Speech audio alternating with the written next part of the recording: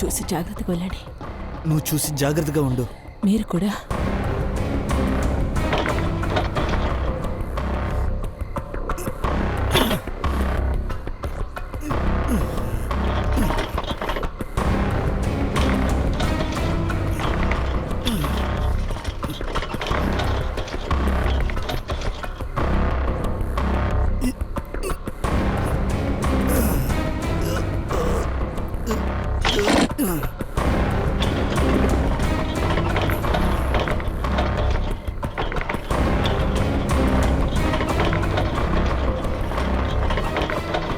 ఏ రాజు, ఈ మిడ్ నైట్లో ఎక్కడికి వెళ్తున్నావు? అది కూడా అంతా ప్యాక్ చేసుకుని వెళ్ళిపోతున్నాం. సునీత ఉదయన్ని ఇంటి నుంచి తరివేసావా అంటే? కాదు, ఇది వాళ్ళ వస్తువే. అది నా అత్తాలింటికి వెళ్తున్నా. ఓ అలా విషయమా? పెళ్ళికి ముందు అమ్మాయి వదలాలి కదా, పెళ్ళి తర్వాత మొగుడు. తప్పుగా అనుకోవద్దు, ఊరికే జోక్ చేస్తున్నాడు. కానీ భార్యని సంతోషంగా ఉంచుకోవడం చాలా ముఖ్యం అబ్బా. వీడిని అడుగు, ఈరోజు వీడికి హ్యాపీ బర్త్డే. ఇప్పుడే మేము డిన్నర్ అవగొట్టుకుని వస్తున్నాం, అది కూడా చాలా పెద్ద రెస్టారెంట్లో. అరే వదిలేరా, లేట్ అవుతుంది కదా. రాజు, నువ్వు ఇప్పుడు బయలుదేరుతావా? సరే ఉంటాను, బాయ్. పద.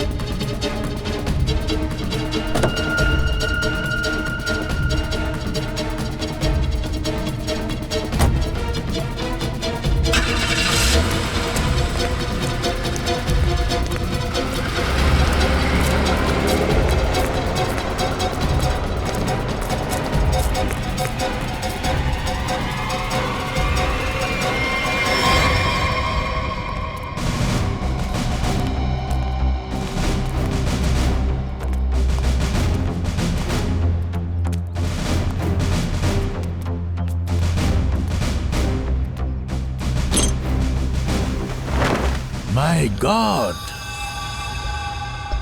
అరే భగవాన్, ఇంత దారుణంగా చంపేస్తున్నాడు.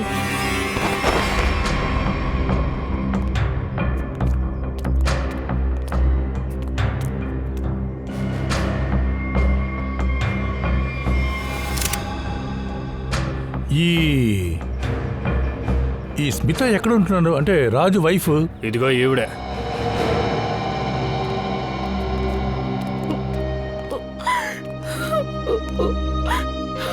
నువ్వే స్మిత, రాజు వైఫా?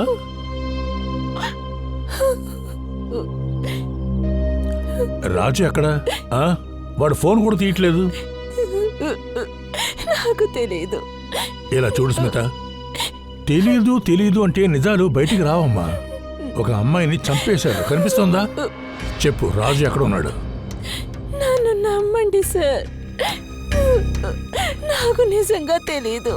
నా బిడ్డల మీద ఒట్టేసి చెప్తున్నాను. మీ పిల్లలు ఎక్కడ? ఎక్కడ కనిపించరా? నాకు ఇదంతా నా బిడ్డలు చూడటం నాకు ఇష్టం ఉండదు సార్. చూస్తే వాళ్ళ మనసులు బాధపడతాయి. అందుకని నా చెల్లింటికి పంపించాను. నువ్వు చెప్పేది నిజమేనా? అవును. ఇలా చూడు స్మిత, ఒక విషయం చెప్పు. ఈ అమ్మాయి రాజుకి తెలుసా తెలియదా? ఈ అమ్మాయి కూడా అతనికి ఏదైనా గొడవ లేదంటే పగ అలాంటివి ఏమైనా ఉన్నాయా లేవా? నేను చెప్పేది నమ్మండి సార్, దీన్ని చంపింది రాజు కాదు సార్. ఇది ఎలా నమ్మాలి?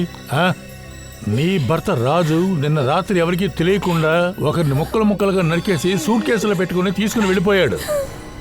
కానీ నువ్వేం చెప్తున్నావు? నమ్మమంటున్నావు? ఆయన ఎవరికి తెలియకుండా తీసుకెళ్తే కరెక్టే, ఎందుకంటే మేము చాలా భయపడిపోయాం సార్. భయపడే వాళ్ళు ఎవరో తెలుసా? తప్పుడు పనులు చేసేవాళ్ళు. నువ్వే తప్పు చేయలేదంటే మరి ఈ శవం, ఈ బ్యాగ్ ఇక్కడికి ఎలా వచ్చాయి? చెప్పు. నిన్న మధ్యాహ్నం ఆయన ఇంటికి వచ్చారు. అప్పుడు ఆయన సంతోషంగా ఉన్నారు.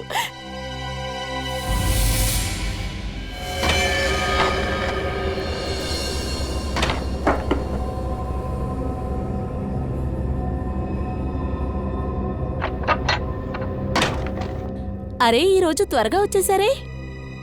పిల్లలు ఎక్కడ? పిల్లలు ఆడుకోవడానికి వెళ్ళారు. అరే, మీరేం చేస్తున్నారండి? చెప్తాను, అంతా చెప్తాను. నాతో రా. ఇప్పుడు ఎందుకంటే తలుపులు వేస్తున్నారు? ఏమైంది? ఇక్కడ రా అని చెప్తున్నాను. చూడు, మనకి లాటరీ తగిలిందమ్మా, లాటరీ.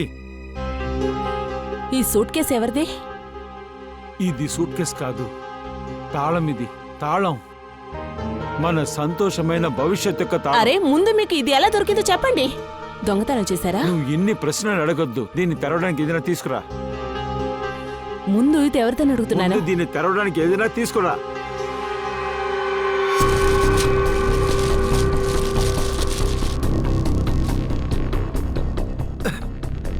చెప్పండి, ఎవరిది? అరే, దొరికింది. ఎక్కడో నాకు దొరికింది. ప్రస్తుతం ఇది తెలుసుకుంటే చాలు, ఎక్కువ తెలుసుకోవడానికి ప్రయత్నించొద్దు. ప్రశ్నల మీద ప్రశ్నలు అడుగుతూనే ఉంటున్నావు. అది ఇవ్వు.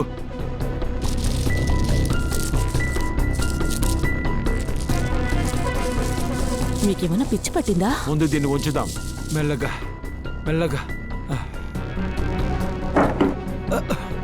అరే, కాస్త మెల్లగా పెట్టమన్నాం కదా.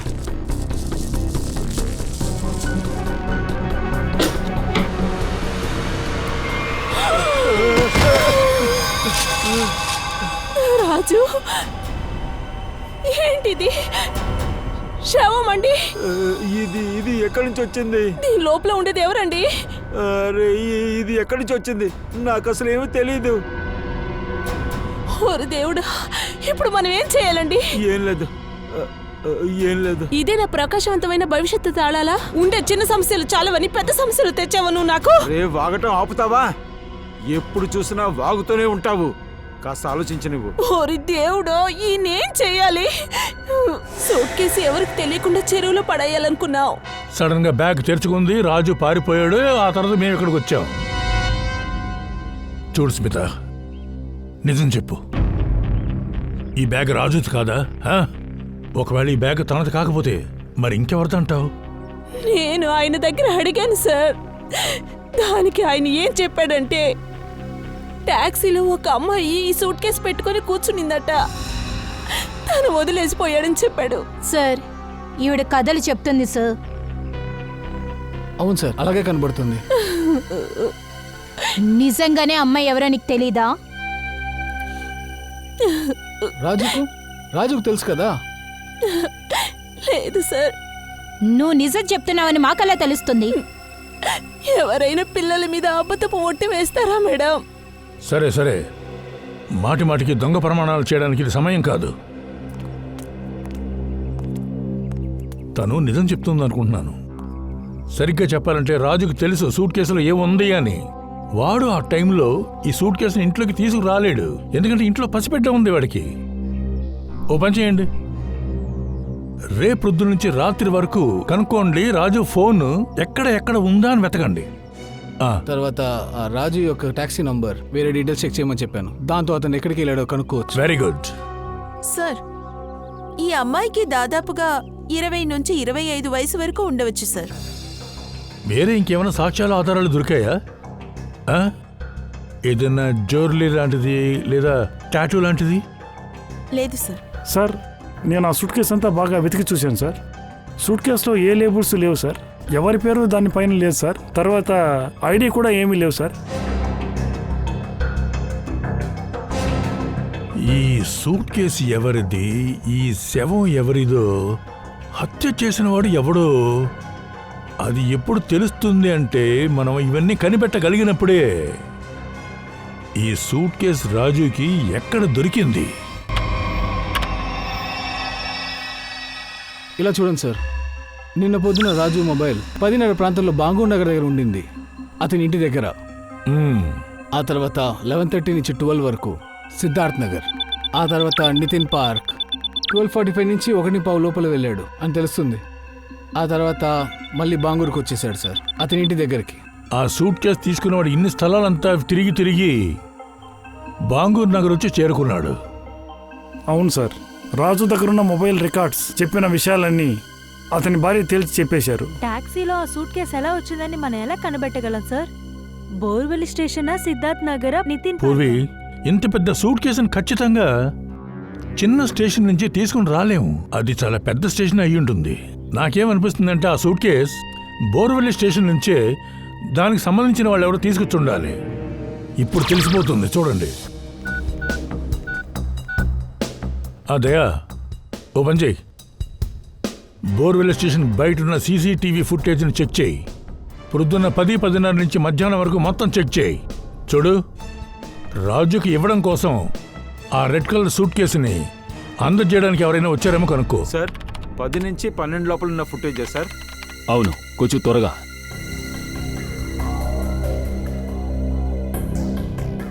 ఇదిగోండి సార్.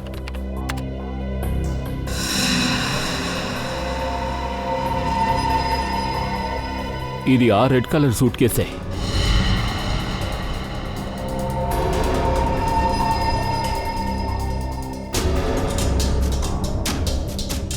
అయితే ఈ అమ్మాయే రాజీ టాక్సీలో డెడ్ బాడీ సూట్ కేస్ ని వదిలేసి ఉంటుంది. తిని చూడటానికి అమాయకురాల్లా ఉంది సార్.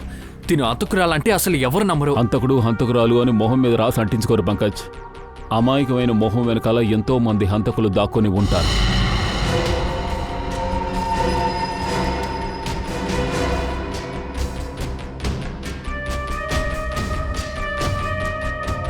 అంటే ఆ అమ్మాయి బోరోలి స్టేషన్లో ఎక్కింది. ఇక్కడి నుంచి రాజు ట్యాక్సీ తిన్నగా సిద్ధార్థ్ నగర్కి వెళ్ళింది. ఎందుకంటే రెండోసారి అతని ఫోన్ ట్రాక్ అయింది సిద్ధార్థ్ నగర్లో. ఒకవేళ ఈ అమ్మాయి సిద్ధార్థ్ నగర్ లో ఉండే అమ్మాయి ఉంటుందా? అయ్యుండొచ్చు. సిద్ధార్థ్ నగర్కి వెళ్ళి తెలుసుకుందాం. ఈ అమ్మాయిని అక్కడ ఎవరైనా చూసి ఉండొచ్చు. ఒకసారి ఆ అమ్మాయి మొహం మీద జూమ్ చేయి. స్టాప్.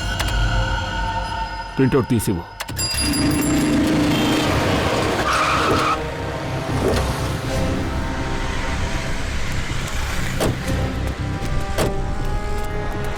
ఇదే సిద్ధార్థ్ నగర్. ఇక్కడికే ఆ రెడ్ కలర్ సూట్ కేసు తీసుకొచ్చిన అమ్మాయిని ఆ టాక్సీ డ్రైవర్ డ్రాప్ చేశాడు. ఓపెన్ చేయండి. చుట్టుపక్కల ఉన్న షాప్స్లో ఆ అమ్మాయి ఫోటోగ్రాఫ్ చూపించి ఎంక్వైరీ చేయండి. 5 నిమిషాలు ఇవ్వచ్చు సార్, ఇప్పుడే కనిపెట్టుకుని వస్తాను. అక్క, నేను క్షమించండి అక్క. నీ వల్ల టమాటాలు నాశనం అరే అక్క, నేను సారీ చెప్పానుగా. టమాటాల్ని నలిపింది కాకుండా అక్క అంటావా? నేను అక్కలా కనిపిస్తున్నానా? అరే, నేను ఆహారంతో చెప్పలేదు. నన్ను క్షమించండి. ఇదిగోండి, అంతా పెట్టేశాను. నన్ను క్షమించండి. అరే, ఈ ఫోటో ఇది రోష్ని కదా? తన ఫోటో మీ దగ్గర. తను బంధువులా మీరు? మీకు ఈ అమ్మాయి తెలుసా? బాగా తెలుసు. సరే గాని మీరందరూ ఎవరు? అది మేము సిఐడీస్ ఒక కేసు ఎంక్వైరీ కోసం వచ్చాం. ఏంటి కేసా? అవును, ఒక కేసు విచారణ కోసం. రోషిని ఎక్కడుంటుందో మీకు తెలుసా? తెలుసండి, ఇక్కడ పక్కనే ఉంది. మీరు మమ్మల్ని అక్కడికి తీసుకువెళ్ళగలరా? తీసుకెళ్తాను సార్, కానీ నా ఈ టొమాటోలన్నీ టమాటాలు మేము కొనిస్తాం. రండి. సరే రండి పదండి. రండి.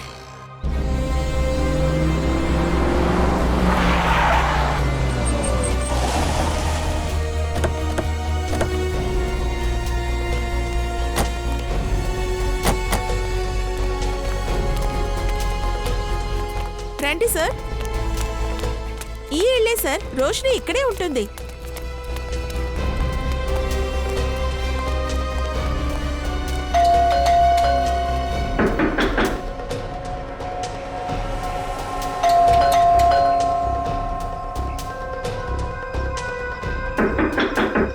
ఎవరు లేరనుకుంటున్నాను. రోషిని మొబైల్ నెంబర్ ఉందా మీ దగ్గర? ఉంది, కానీ ఇంట్లో ఉంది. డైరీలో రాసుకున్నాను. No problem. పంకజ్ అవుట్తో వెళ్ళు, నెంబర్ తీసుకురా. ఓకే సార్, రండి. సార్, ఒకవేళ భయపడి పారిపోయిందా? అలా కూడా ఉండొచ్చు.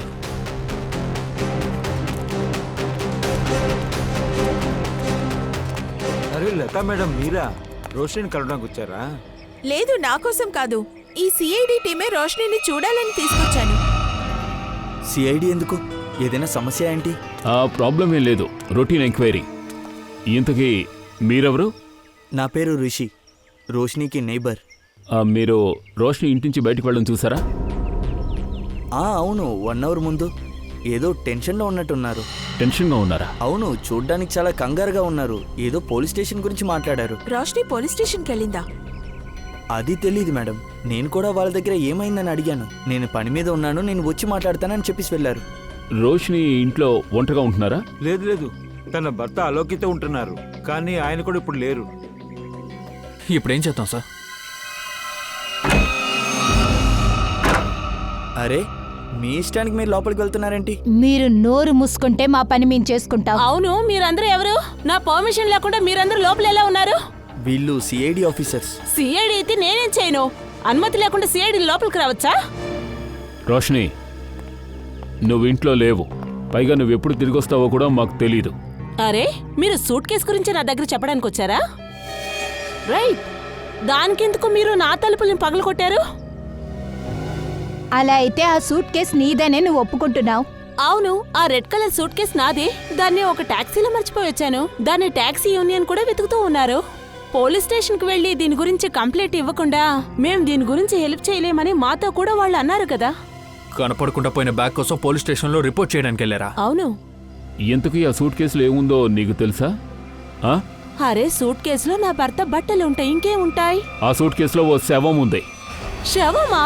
ముక్కలైన ఒక అమ్మాయి శవం. అలా జరగడానికి వీల్లేదు. మీరేదో అపార్థం చేసుకుంటున్నారు. మేడం, మేం తప్పుగా అర్థం చేసుకోవట్లేదు మీరే. ఆ సూట్ కేసులో బట్టలు లేవు, డెడ్ బాడీయే ఉంది. నిన్న రాత్రే వాళ్ళు సూరత్ నుంచి ముంబైకి వచ్చారు. ఆయన ఈ సూట్ కేసుని ఇంటికి తీసుకెళ్లమని నాతో అన్నారు. అబద్ధం. రైల్వే స్టేషన్ లో ఉన్న సీసీటీవీ ఫుటేజ్ ని మేము చూసాం. ఊరువెల్లి స్టేషన్ లో బ్యాగ్ తీసుకొచ్చింది నువ్వే, నీ భర్త కాదని తెలుసు. అవును, వాళ్ళకి ఏదో అర్జెంట్ పని ఉంది కాబట్టి వాళ్ళు అలాగే వెళ్ళిపోయారు. నా దగ్గర ఇస్తే ఒక పని అయిపోతుందని ఆయన పని చూసుకున్నారు. మీరు ఆయన దగ్గర నుంచి ఆ సూట్ కేసు తీసుకుని దాన్ని టాక్సీలో ఎలా మర్చిపోయారు? సార్, అదేంటంటే టాక్సీ వాళ్ళకి డబ్బులు ఇద్దామనుకుంటే నా దగ్గర డబ్బులు లేవు. అందుకని నేను ఇంట్లో అప్పటికి వచ్చి డబ్బులు తీసుకుని తన చేతికి ఇచ్చేసాను సార్. తను తీసుకుని వెళ్ళిపోయాడు. ఆ కన్ఫ్యూజన్ లో నేను సూట్ కేసు తీసుకోవడం మర్చిపోయాను. అలాగా. మీ ఆయన గారి రియాక్షన్ ఎలా ఉంది ఆ సూట్ కేసు మిస్ అయిందని తెలిసిన తర్వాత? సార్, వాళ్ళు మీటింగ్ వెళ్ళినప్పటి నుంచి తన్ని నేను కాంటాక్ట్ చేయలేకపోతున్నాను.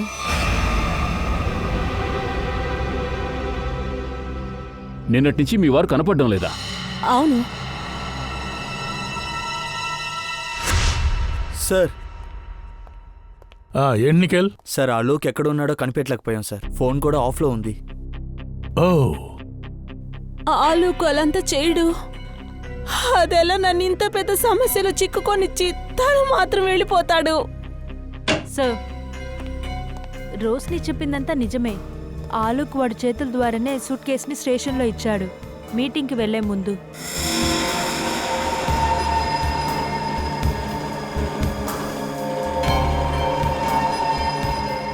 నేనెందుకు మీతో అబద్ధాలు చెప్తాను? మిమ్మల్ని సందేహపడడానికి మాకే పర్సనల్ మోటివ్ లేదు, కానీ ఆ హంతకుడిని కనిపెట్టే వరకు మేము ఇలాగే ప్రశ్నలు అడుగుతూ ఉంటాము. ఆలోక్ ఒక సూట్ కేసుని సూరత్ నుంచి వచ్చి ముంబైలో ఇచ్చాడు కదా, దీనివల్ల అర్థమయ్యేది ఏమిటంటే ఆలోక్ ఆ అమ్మాయిని సూరత్లోనే చంపేశాడు అని. తర్వాత ఆ అమ్మాయిని ముక్కలు ముక్కలుగా నరికి బ్యాగ్లో దాచి, అంటే ఆ సూట్ కేసులో వేసుకుని ముంబై తీసుకుని వచ్చాడు. లేదు సార్, ఆలోక్ అలంతా చేసేవాడు కాదు. ఎవరిని చంపే అంత కిరాతకుడేం కాదు. ఆయన ఏమి తెలియని అమాయకుడు. ఏమి తెలియని అమ్మాయికుడా?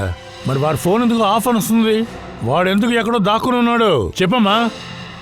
జరిగిందంతా చూస్తుంటే వీళ్ళెవరో కావాలని మమ్మల్ని విరికించారు సార్. సరే ఒక విషయం చెప్పు, సూరత్కి ఎందుకోసం వెళ్ళాడు? సార్, ఆయనకి బట్టల వ్యాపారం ఉంది. అక్కడ వాళ్ళు వ్యాపారం చేయడానికి బట్టలు కొనడానికి వెళ్తారు సార్. సూరత్ వెళ్ళినప్పుడు ఎక్కడ దిగుతాడు తను? River king hotel sir. River king hotel, Surat. Boss boss, ఆ అమ్మాయి ముఖం రెడీ చేసాం. దాదాపు ఇలాగే ఉంటుంది అమ్మాయి. ఇలా చూడు రోషిని, బాగా చూడు. ఈ అమ్మాయి గురించి నీకేమైనా తెలుసా? ఇంతకు ముందు ఈ అమ్మాయిని ఎక్కడైనా ఎప్పుడైనా చూసావా? ఈమె ఈషా సార్, ఆలు చిన్నప్పటి స్నేహితురాలు. ఈషా? అవును సార్, ఈమె సూరత్ లోనే ఉంది. ఈషా తను ఆలోక్ యొక్క బాల్య స్నేహితురాలు. ఈషా సూరత్లోనే ఉంటుంది.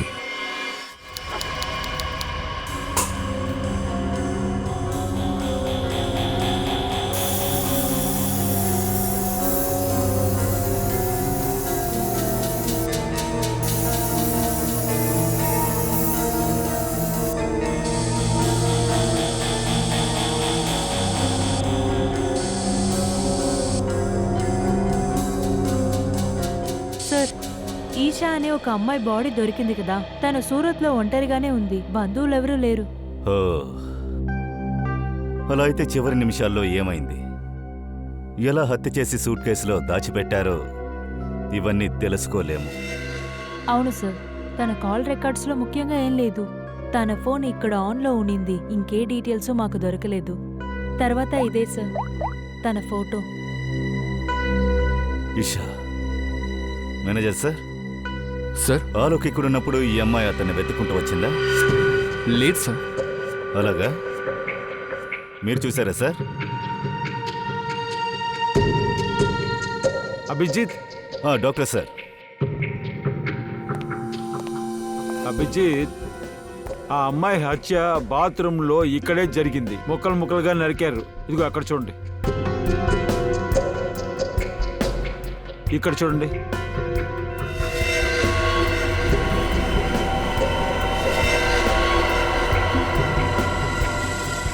ఆ తర్వాత పెద్ద సూట్ కేసులో పెట్టి ఇక్కడి నుంచి తీసుకెళ్ళాడు. సరిగ్గా చెప్పారు.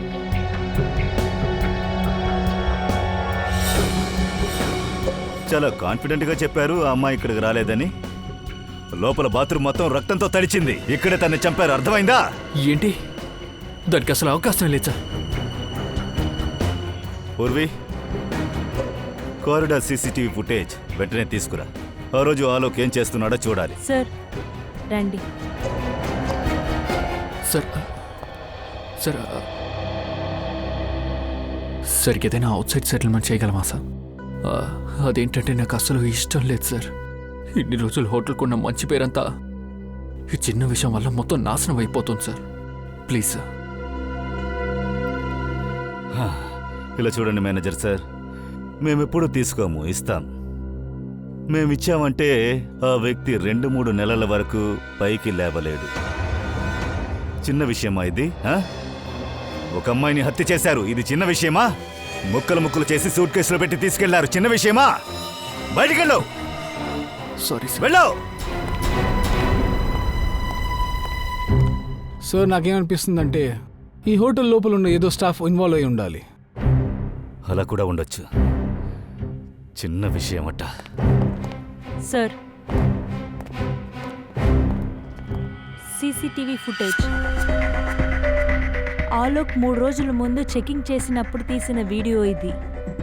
కానీ ఆ డెడ్ బాడీ ఉండవలసిన ఆ రెడ్ సూట్ కేస్ వాడి చేతిలో లేదు కదా. హత్య చేసిన తర్వాత వాడు దాన్ని తీసుకొచ్చుండొచ్చు. తర్వాత రోజు 4 గంటలకి వాడు హ్యాండ్ బ్యాగ్తో బయటకు వెళ్ళాడు. మళ్ళీ నైట్ 9 o'clockకి అదే హ్యాండ్ బ్యాగ్తో వచ్చాడు.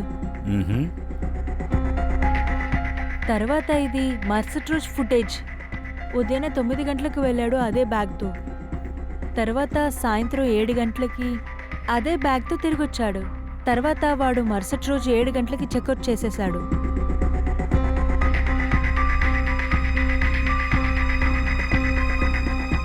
ఈ వీడియోను బట్టి చూస్తే అతని రూమ్ నుంచి రెడ్ కలర్ సూట్ కేసు వెళ్ళలేదు, ఆ అమ్మాయి ఈషా కూడా వెళ్ళలేదు.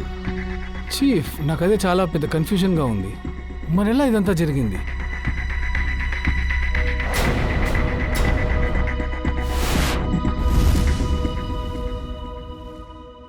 ఇది ఏం తలుపు? 2 గదులకి మధ్య ఉన్న ఒక కామన్ డోర్ సార్. అటువైపు ఏ గది ఉంది? 5:30 సార్. సరే, తలుపు తీ.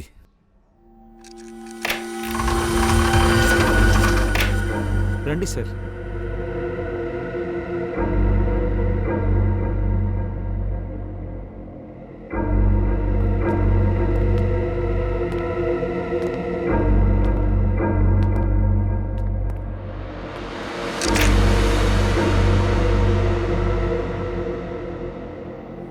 $530.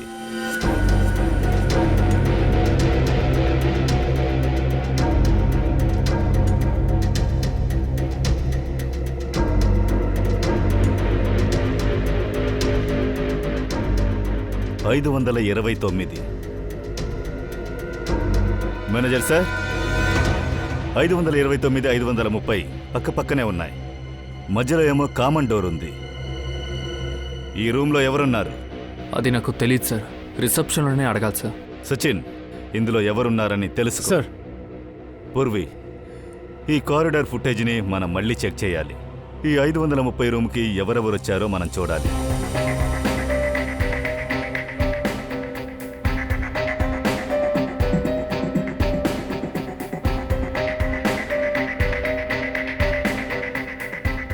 ఫుటేజ్లో ఇక్కడ ఎవరో ఒక అమ్మాయి నిలబడింది. తను మొహం మూసుకుందేంటి?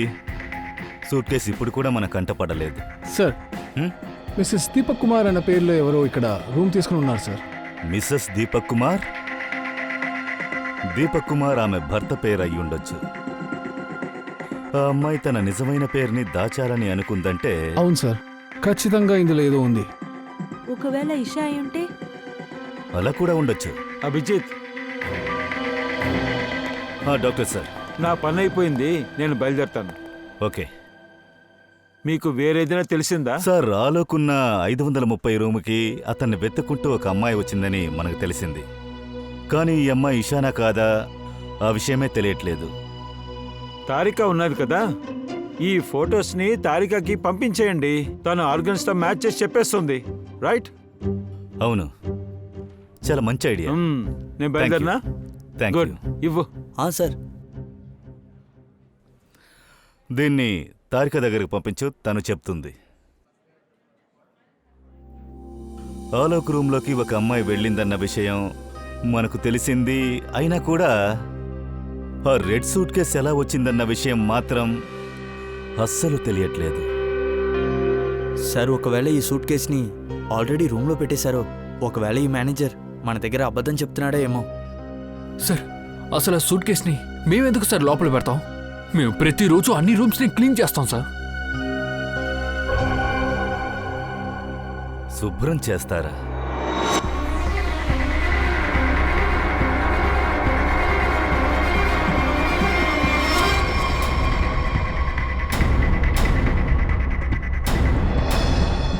Manager sir, house keeping trolley రూముకు బయటే కదా ఉంటుంది.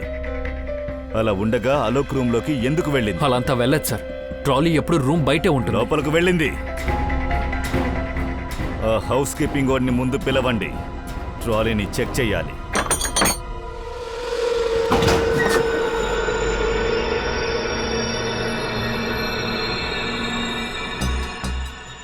చాలా పెద్ద ట్రాలీనే సార్.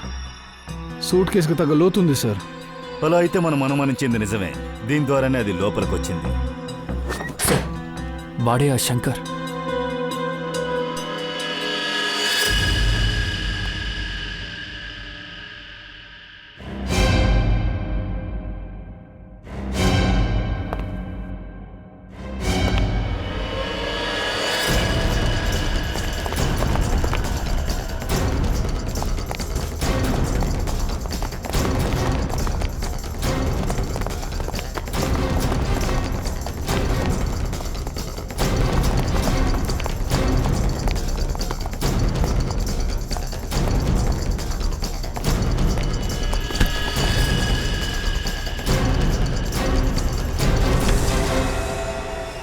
దాగుడు మూతలైపోయాయి. కాసేపు మాట్లాడుకుందామా? నేనేం చేయలేదు సార్. నేను నిజంగా చెప్తున్నాను సార్, నేనేం చేయలేదు. నిజాన్ని సీసీటీవీ కెమెరా చూపించేసింది. అందులో నీ ముఖం చాలా బాగా కనపడుతుంది. రూమ్ నెంబర్ 529 లోకి నువ్వు ఆ ట్రాలీని తీసుకెళ్లావు. ఎవరు చెప్పి చేసావు? సార్, అతను నాకు డబ్బు ఇచ్చారు సార్, ట్రాలీలో దాక్కొని లోపల వెళ్ళడానికి. ఏంటి, ట్రాలీలో మనిషి దాక్కున్నాడా?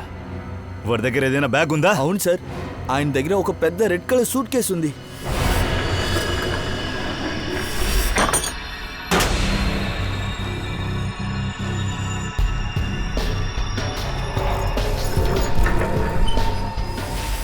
అసలు నువ్వేం చేసావు? ఉత్తి డబ్బుల కోసం క్రిమినల్కి హెల్ప్ చేసావు. ఆయన ఒక నేరస్తుడని నాకు తెలియదు సార్. వాడు నా దగ్గర ఆలోక్ ఫ్రెండ్ అని చెప్పాడు సార్. ఊరికే తమాషా కోసం చేస్తున్నట్టు చెప్పాడు. 3 గంటల సేపు తర్వాత హోటల్కి బయట తీసుకెళ్ళాను సార్. అంటే ఆలోక్తో కలిసి ఈ హత్య కేసులో ఇంకొకడు ఉన్నాడు. అతను ఎలా ఉంటాడో చెప్పు. సార్, అది నేను వాడు మొహాన్ని సరిగ్గా చూడలేదు సార్. పెద్ద గడ్డం పెట్టుకున్నాడు, ఒక కళ్ళు జోలు వేసుకున్నాడు. ఇక్కడుండే గెస్ట్ ఫ్రెండ్ అయినా కూడా ఇలాగే ఎవరినైనా రూమ్లోకి తీసుకెళ్తావా? తప్పే సార్. వాడిని బయట ఎక్కడ దించావో చెప్పు. సరే సార్.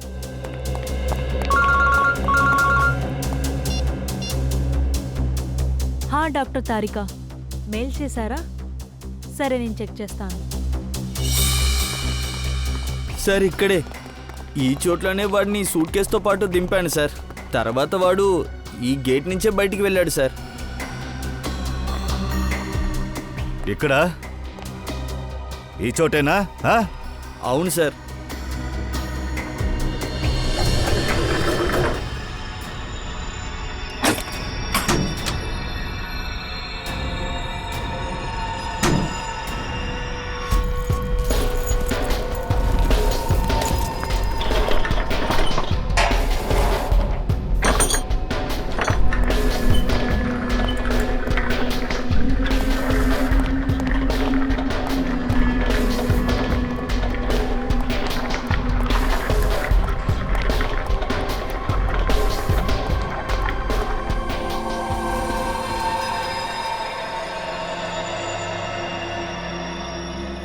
సచిన్, నిఖిల్, మీరు బయటికి వెళ్ళి ఏమైనా దొరుకుతుందా చూడండి.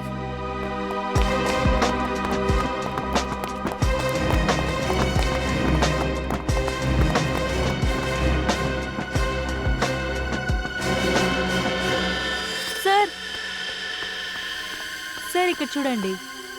ఈషా చెయ్యి చిన్న వేలు ఒక విధంగా ఉంది.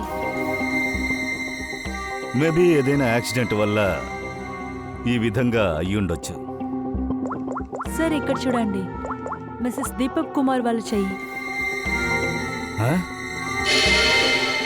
ఇవి రెండు ఒకటే.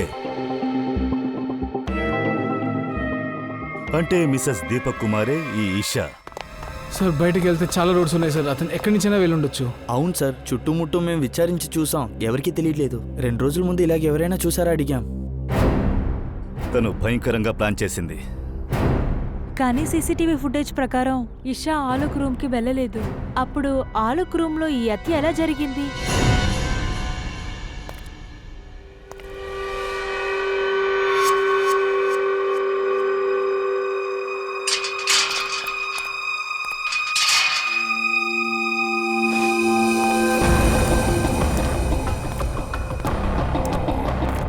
ఏమైంది?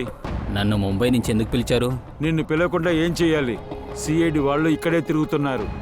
నిజం బయటపడటానికి ఎక్కువ టైం పట్టదు. అందుకు నేనేం చేశాను? నువ్వు చేసిన పనికి నేను డబ్బులు ఇచ్చేసాను కదా. నాకు ఇంకా ₹1,00,000 కావాలి. లేకపోతే నేను సిఐడి వాళ్ళ దగ్గర అన్ని విషయాలు చెప్పేస్తాను. అదేంటంటే 530 ఇంకా 529 డోర్ని మధ్యన ఓపెన్ చేసింది నువ్వేనని.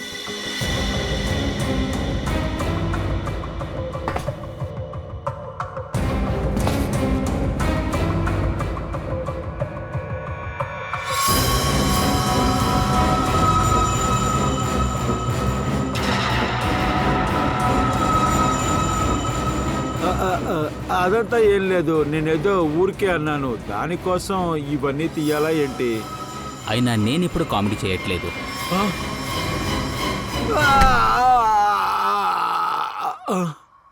ఆ?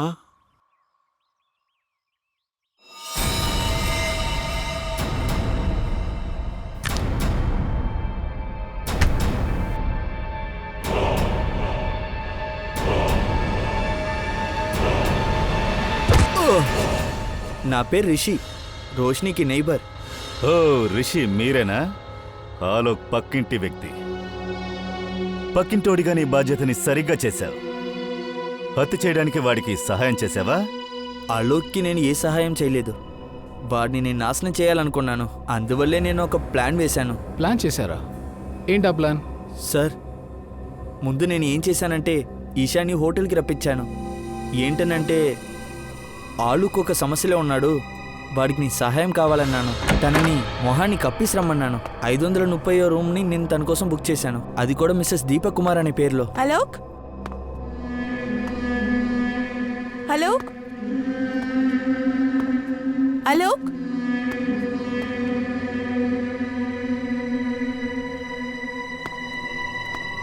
అలోక్.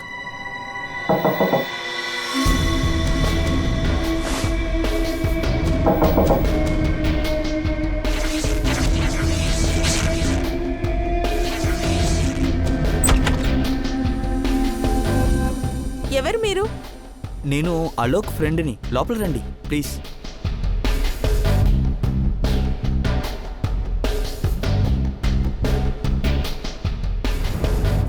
ఆలోక్ ఇక్కడ.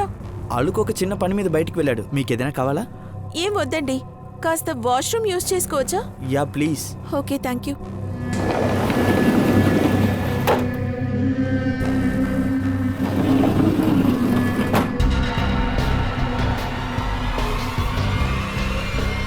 తర్వాత ఇషా శవాన్ని బాత్రూంలో పెట్టి ముక్కలు ముక్కలు చేశావు.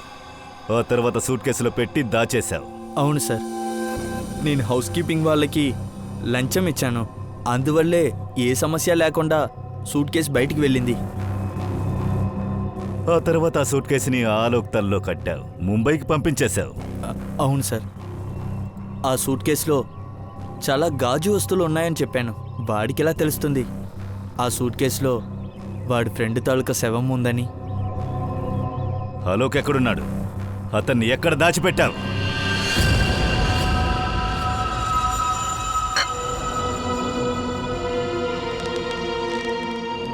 ఇలా చూడు, ఇవన్నీ చేయడం వల్ల నువ్వు తప్పించుకోలేవు.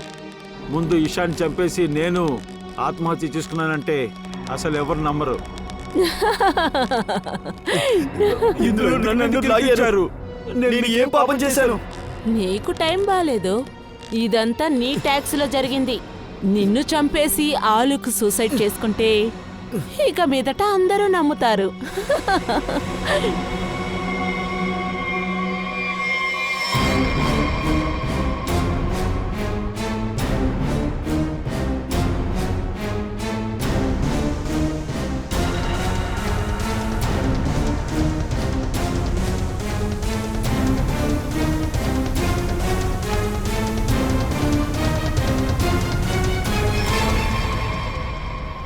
నీకేమైనా చివరి కోరికలున్నాయా?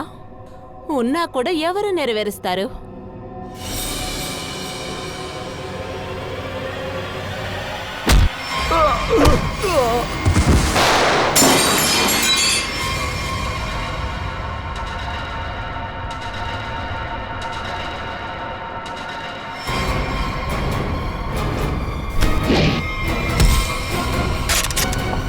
తనని పట్టుకోండి.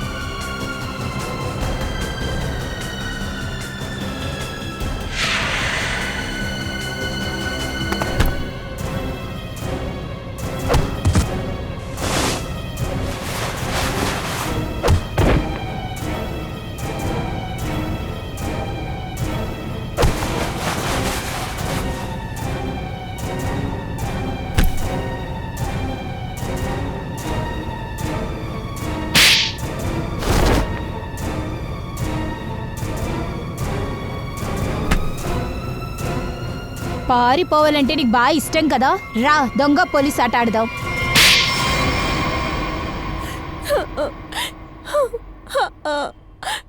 నేనే ఈశాన్ని చంపేశాను. ఎందుకంటే ఆలోకు చిన్ననాటి స్నేహితురాలు. ముందు ఆమెను చంపేసి దాని తర్వాత ఈయన ఆత్మహత్య చేసుకున్నారని ఊరంతా నమ్మిద్దామనుకున్నాను. ఎందుకు ఈ విధంగా చేశావు? ఆలోక్ నిన్ను ప్రేమించలేదా ఏంటి? లేదు, నేను ఆలోక్ని ఇష్టపడలేదు. నేను నా పక్కింటి రిషిని లవ్ చేశాను. ఎందుకని ఒక రాయితో 2 పిట్టల్ని కొట్టకూడదన్న ఉద్దేశంతో నీ భర్తని సైలెంట్గా ఒకవైపు చంపేసి అతని డబ్బును కూడా కొట్టేద్దాం అనుకున్నావు కదా? మేము అలాగే ప్లాన్ వేశాము, కానీ మీ సిఐడిల మనుషులు వచ్చి అన్నిటినీ నాశనం చేశారు. అరే నీ ప్లాన్ ని మేమెక్కడ నాశనం చేసామమ్మా? రిషితో కలిసి ఒక కొత్త జీవితాన్ని ప్రారంభించడానికి మేము నీకు అవకాశాన్ని ఇస్తున్నాం. కాకపోతే జైలు కటకటాల వెనకాల అనవసరంగా మీరిద్దరు కలిసి ఒక అమ్మాయి జీవితాన్ని నాశనం చేశారు. కోర్టు మీకు తప్పకుండా కఠినమైన కారాగార శిక్ష విధిస్తుంది. అది ఉరి శిక్ష కూడా కావచ్చు.